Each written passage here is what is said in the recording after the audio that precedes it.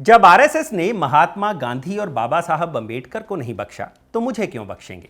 यह कहना है कांग्रेस अध्यक्ष मल्लिकार्जुन खड़गे के बेटे और कर्नाटक सरकार में मंत्री प्रियांक खड़गे का।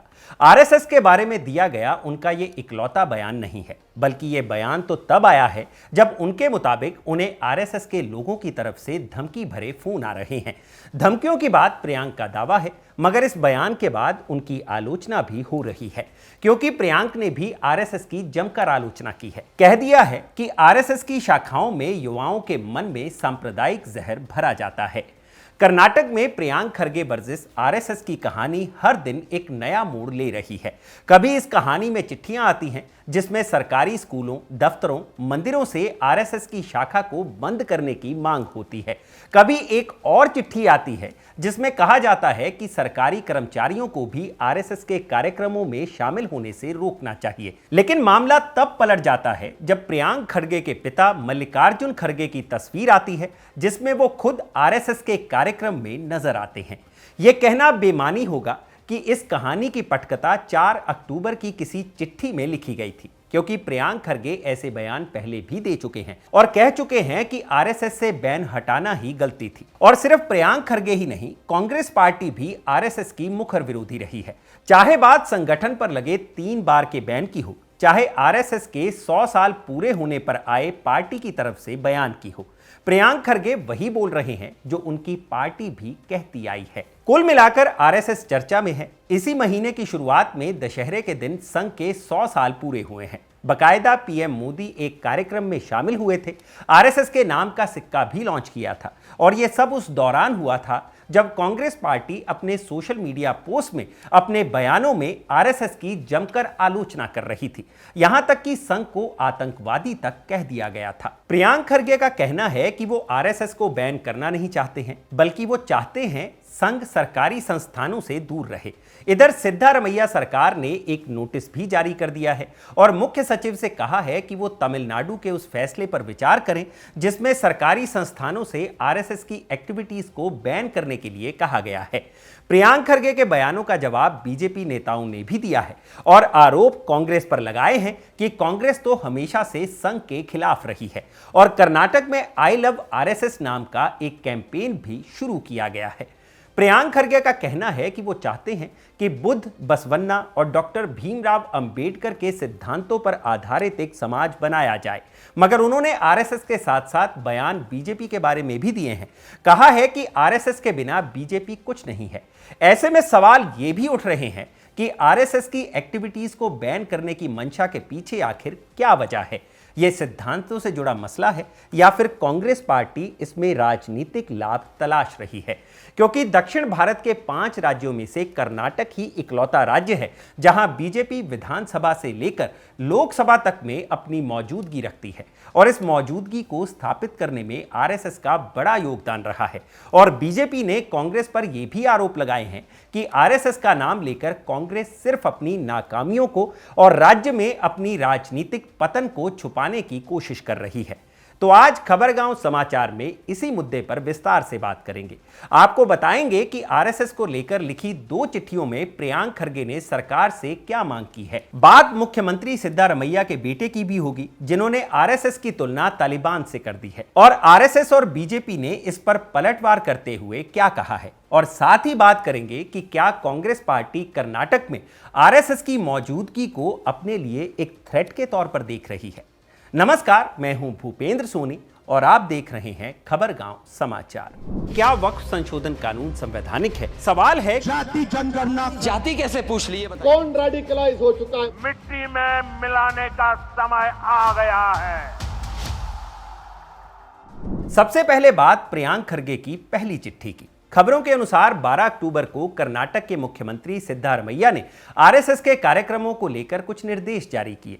सीएम ने निर्देश ये दिया कि सरकारी और सरकारी सहायता प्राप्त स्कूलों, सार्वजनिक मैदानों और राज्य सरकार की अन्य जमीनों पर आरएसएस की शाखाएं आयोजित ना की जाएं। सिद्धारमैया ने यह भी कहा कि आरएसएस संगठन अपनी गतिविधियों के लिए सरकारी संस्थानों का इस्तेमाल कर रहा है। इस पर रोक लगनी चाहिए, जैसा कि तमिलनाडु राज्य में बैन किया गया था। यह नोटिस जारी किया गया एक चिट्ठी की वजह से, जो लिखी थी प्रियांक खरगे ने, जो कर्नाटक सरकार में इंफॉर्मेशन टेक्नोलॉजी, बायोटेक्नोलॉजी, ग्रामीण विकास और पंचायत राज जैसे विभागों के मंत्री हैं और साथ ही कांग्रेस अध्यक्ष मल्लिकार्जुन खरगे के बेटे भी हैं। उन्होंने कर्नाटक सीएम सिद्धारमैया को 4 अक्टूबर को एक खत लिखा था और कहा था कि राष्ट्रीय स्वयंसेवक संघ नाम का एक संगठन सरकारी और सहायता प्राप्त स्कूलों और सार्वजनिक सरकारी मैदानों का इस्तेमाल शाखाओं को लगाने और बच्चों और युवाओं के मन में देश की एकता के प्रति नकारात्मक सोच को भरने और संविधान के आदर्शों के खिलाफ नारे लगाने के लिए कर रहा है। इसी के साथ उन्होंने इन सरकारी जगहों पर आयोजित की जाने वाली आरएसएस की गतिविधियों पर प्रतिबंध लगाने का अनुरोध किया था। बात तमिलनाडु की करें तो खबरों के अनुसार तमिलनाडु में राष्ट्रीय स्वयंसेवक संघ पर केंद्रीय स्तर का कोई प्रतिबंध नहीं है, बल्कि राज्य सरकार ने सरकारी भूमि, भवनों और स्कूलों में संगठन की गतिविधियों पर प्रतिबंध लगा रखा है। यह नीति एमके स्टालिन के नेतृत्व वाली डीएमके सरकार द्वारा अपनाई गई है, जो आरएसएस को हिंदू राष्ट्रवाद से जुड़ी और संविधान विरोधी विचारधारा वाला संगठन मानती है। अब प्रियांक खरगे के इस खत के बाद बीजेपी का जवाब एक तस्वीर के साथ आया। बीजेपी आईटी सेल के मुखिया अमित मालवीय ने एक्स पर एक तस्वीर शेयर की, जिसमें कांग्रेस अध्यक्ष मल्लिकार्जुन खरगे थे। अमित मालवीय ने इस तस्वीर को शेयर करके लिखा, कम ज्ञान खतरनाक होता है। जब 25, 26 और 27 जनवरी 2002 को बेंगलुरु के नागवारा में आरएसएस के समरसता संगम की तैयारी चल रही थी, तब कर्नाटक के गृह मंत्री रहे श्री मल्लिकार्जुन खड़गे, जो अब आरएसएस की गतिविधियों पर बैन लगाना चाहते हैं, उन प्रियांक खड़गे के पिता और अन्य कांग्रेस मंत्रियों ने आरएसएस के कैंप का दौरा किया था और संगठन की सामाजिक सेवा गतिविधियों की तारीफ की थी। इसके बाद प्रियांक खरगे ने भी सफाई दी और लिखा, वो शिवाजी नगर में आरएसएस के कार्यक्रम की जगह गए थे, ठीक उसी के बाद जब उन्होंने अधिकारियों और समुदाय के लोगों के साथ एक शांति समिति की बैठक की थी, ताकि बीजेपी और आरएसएस को चेतावनी दे सके कि कानून व्यवस्था बिगाड़ने की कोशिश ना करे। वो वहां इसलिए गए थे ताकि आपके गुरुओं को चेतावनी दे सके, कानून मानो वरना सजा भुगतो, और आपके गुरुओं ने हमेशा की तरह मान लिया। मामला यहीं थमा नहीं। कर्नाटक बीजेपी के प्रदेश अध्यक्ष विजेंद्र येदियुरप्पा ने कांग्रेस पार्टी और प्रियांक खरगे को लेकर कहा कि आरएसएस की शाखाओं में बच्चे बूढ़े सब भारत माता की जय के नारे लगाते हैं। वो पाकिस्तान जिंदाबाद के नारे सुनने वालों को हजम नहीं होता है। इसके बाद प्रियांक खरगे ने एक और लेटर लिखा। इसमें बात एक लेवल आगे की हुई। उन्होंने इस खत में आरएसएस के कार्यक्रमों में सरकारी कर्मचारियों के भाग लेने पर रोक लगाने की मांग कर दी। उन्होंने कहा कि ऐसा करना कर्नाटक सिविल सेवा नियमों का उल्लंघन है, जो कर्मचारियों को राजनीतिक गतिविधियों में भाग लेने से रोकता है। खरगे ने उल्लंघन करने वालों के खिलाफ कार्रवाई की मांग भी की। आगे बढ़ने से पहले आइए सुनते हैं कि अपनी चिट्ठियों और मांगों के बारे में प्रियांक खरगे ने क्या कहा है। I'm not sure what is the rule in Tamil Nadu, but here all we are saying is we need to restrict these activities to private places. Let them do it in their houses. Let them do it in their private farmlands. Let them do it in their. Let them hire a hotel and do whatever they want. But this public display of sowing communal seeds and threatening people is not good. I mean, what gives? Are they special citizens? Are the RSS cadre special citizens of India? How is it that they can walk around doing march pasts in areas, in localities with sticks? Just imagine if any other community, Dalits, backwards, OBCs, put their community color shirts and hold sticks and do a march past. Will anybody allow that? So what makes it special? Okay, they have been doing it for so many years. That doesn't mean they have to continue, right? There's a law. Let them take permission. Let them do whatever it is as per the law of the land. But trying to portray that they're bigger than the Constitution of India, they're bigger than the law of the land, I'm sorry, they're not. Where have I told to ban RSS? I have told them they should not. They're using government colleges, government schools, government universities, government grounds, archaeological sites. For what? They are poisoning the mind of young children. Who are the people who go to government schools and colleges? Poor people, backwards, SC, STs, Dalits, tribals, OBCs, backwards. And for them, you are indoctrinating religion into them. Whom I have to pray to, what I should eat, what I should wear, my parents will teach me at home. In schools, they're supposed to learn. They come there for education so that they can get out of poverty. How come, if this ideology is so good, why BJP's children are not in RSS shakas? Why are they not becoming Gaurakshaks? Why are they not becoming Dharmrakshaks? Why are they not drinking Gomutra? Why are they not in shakas? Why is this philosophy only for the poor? And why in our schools and colleges? Let them go do it. They have so many private institutions, right? Let them make Ganavesha their uniform. I care a damn. But when we are in the state, government colleges, government schools, government property will not be used to sow seeds of communal hatred. इसके बाद 14 अक्टूबर को प्रियांक खरगे ने दावा किया कि उन्हें धमकी भरे कॉल्स आ रहे हैं। एक्स पर उन्होंने लिखा, पिछले 2 दिनों से मेरे फोन की घंटी बजती ही जा रही है। धमकियों, डराने धमकाने और मुझे और मेरे परिवार को दी जाने वाली गंदी गालियों से भरे फोन सिर्फ इसलिए क्योंकि मैंने सरकारी स्कूलों, कॉलेजों और सार्वजनिक संस्थानों में आरएसएस की गतिविधियों पर सवाल उठाने और उन्हें रोकने की हिम्मत की थी। लेकिन मैं ना तो विचलित हूं और ना ही हैरान। जब आरएसएस ने महात्मा गांधी या बाबा साहब अंबेडकर को नहीं बख्शा तो मुझे क्यों बख्शेंगे? अगर उन्हें लगता है कि धमकियां और व्यक्तिगत ताने मुझे चुप करा देंगे तो वो गलतफहमी में हैं। इस बीच 14 अक्टूबर को कांग्रेस सरकार का विरोध करते हुए संघ समर्थकों ने कर्नाटक के मांड्या जिले में आई लव आरएसएस अभियान शुरू किया। स्वयंसेवकों ने हाथों में आई लव आरएसएस लिखे पोस्टर्स लेकर नारे लगाए। उन्होंने सरकार की आलोचना करते हुए वाहनों और दुकानों पर भी पोस्टर लगाए। मांड्या शहर के डाकघर के सामने पोस्टर अभियान शुरू किया गया था। पोस्टरों पर लिखा था कि जो लोग आरएसएस से प्रेम करते हैं वो देश प्रेमी हैं। इधर बीजेपी के तमाम नेताओं ने प्रियांक खरगे के बयानों की निंदा की है। महाराष्ट्र के मुख्यमंत्री देवेंद्र फडणवीस ने कहा है कि जब इंदिरा गांधी ने इमरजेंसी के दौरान आरएसएस पर प्रतिबंध लगाया था तो उनकी सरकार गिर गई। उन्होंने कहा कि अतीत में संघ पर प्रतिबंध लगाने के कई प्रयास किए गए। ऐसा लगता है कि कांग्रेस ने इतिहास से कोई सबक नहीं सीखा है। पक्ष विपक्ष के नेताओं की इस पर क्या प्रतिक्रिया आई वो भी सुनिए। क्या है, राष्ट्रीय स्वयं सेवक हमेशा विवादों में रहते हैं। अभी जो यौन शोषण हुआ उसके बाद जो आत्महत्या कर लिया, और भी मामला अभी केरल में जो घटना घटित हो रही है लगातार आप देख रहे हैं। तो राहुल गांधी जी आज जिस दलित आईएएस को लेकर के गए थे, पूरन कुमार जी को लेकर के, तो उस पर तो कोई भाजपा टिप्पणी बात करती नहीं है। दलितों का लगातार एक्स्ट्रोसिटी जो चल रहा है और इसी बात को लेकर के गंभीर है सब मुद्दा, ये आप समझिए।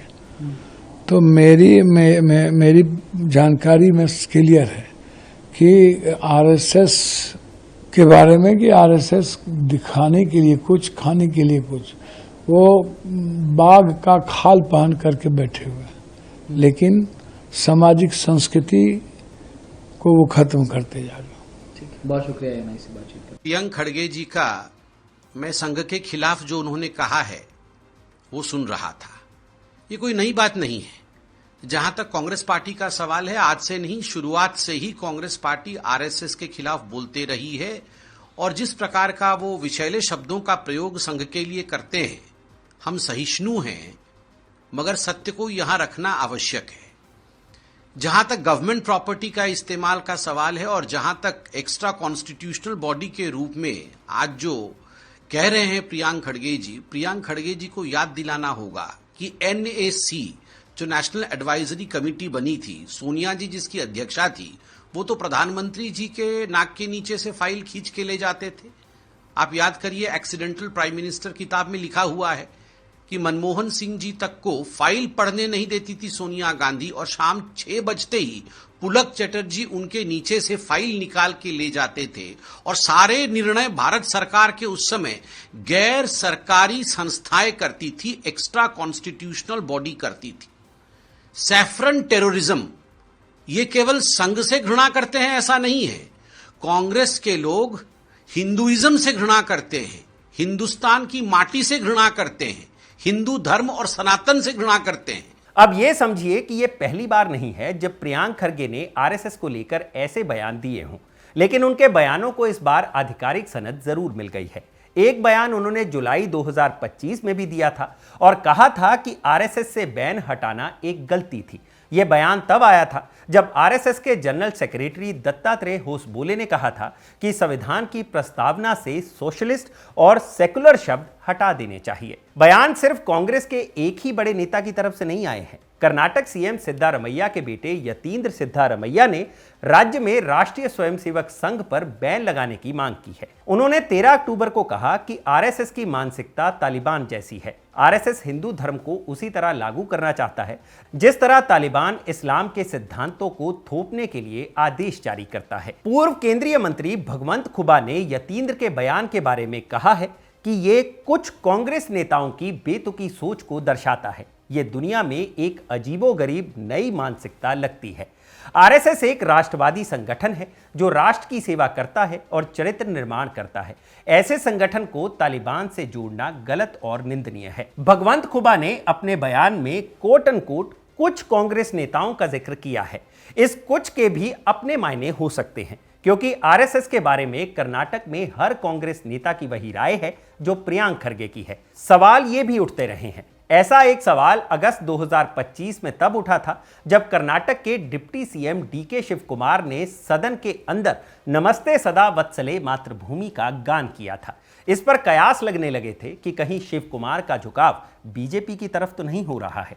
इसके बाद कांग्रेस के वरिष्ठ नेता और एमएलसी बीके हरिप्रसाद ने डीके शिव कुमार की आलोचना की थी। कहा था कि उन्हें ऐसा करने के लिए माफी मांगनी चाहिए। वीडियो वायरल होने के बाद शिव कुमार से पूछा गया था कि क्या विधानसभा में आरएसएस एंथम पढ़ना किसी तरह का संकेत था, तो उन्होंने कहा, मैं जन्मजात कांग्रेसी हूं, मेरा खून मेरा जीवन सब कुछ कांग्रेस में है। मैं जानता हूं कि आरएसएस कर्नाटक में कैसे संस्थानों का निर्माण कर रहा है, स्कूलों का अधिग्रहण कर रहा है। मैं कांग्रेसी हूं और मैं पूरी ताकत से कांग्रेस का नेतृत्व करूंगा। इसके बाद उन्होंने आरएसएस एंथम गाने के लिए माफी भी मांग ली थी। बात प्रियांक खरगे की करें तो उन्होंने सिर्फ आरएसएस नहीं, बीजेपी की भी बात की है और कहा है कि भाजपा आरएसएस के बगैर कुछ नहीं है।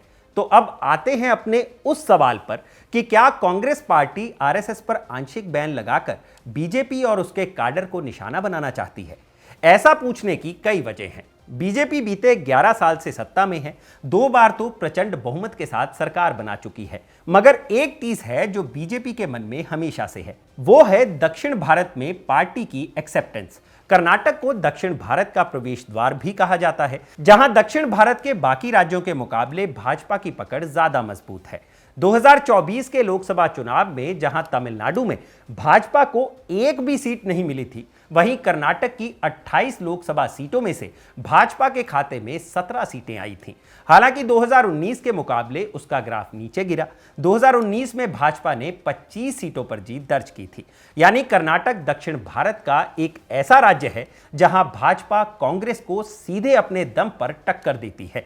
वहीं बात विधानसभा की करें तो 2018 के विधानसभा चुनाव में भाजपा को 104 सीटें मिली थी और 2023 में भी ये आंकड़ा 60 के पार रहा। 2018 में पार्टी के जनरल सेक्रेटरी राम माधव ने खुले तौर पर कर्नाटक में आरएसएस को ही बीजेपी की जीत का श्रेय दिया था और कहा था कि आरएसएस के काडर ने बीजेपी की काफी मदद की है। कर्नाटक के अलावा महाराष्ट्र, हरियाणा और दिल्ली जैसे राज्यों के चुनावों में भी भाजपा की जीत के पीछे आरएसएस की अहम भूमिका रही थी। ऐसे में जानकारों का मानना है कि कांग्रेस के इस मूव के पीछे एक वजह भाजपा को कमजोर करना भी हो सकता है, क्योंकि अगर राज्य में आरएसएस की गतिविधियों को कर्व करने से यह संस्था कमजोर होती है तो उसका खामियाजा भाजपा को भी भुगतना पड़ सकता है, जिसका सीधा फायदा कांग्रेस को मिलेगा। ऐसे में यह सवाल लाजमी है कि क्या प्रियांक खरगे आरएसएस को निशाना बनाकर अपनी पार्टी के लिए कोई लॉन्ग टर्म रणनीति बना रहे हैं। आपकी इस पर क्या राय है, हमें कमेंट सेक्शन में जरूर बताइएगा। आज के खबरगांव समाचार में बस इतना ही। यह समाचार लिखा था मेरे साथी सत्यम ने और इसे कैमरा के पीछे रिकॉर्ड किया है आनंद ने। मैं हूं भूपेंद्र सोनी, आप देख रहे हैं खबरगांव। शुक्रिया।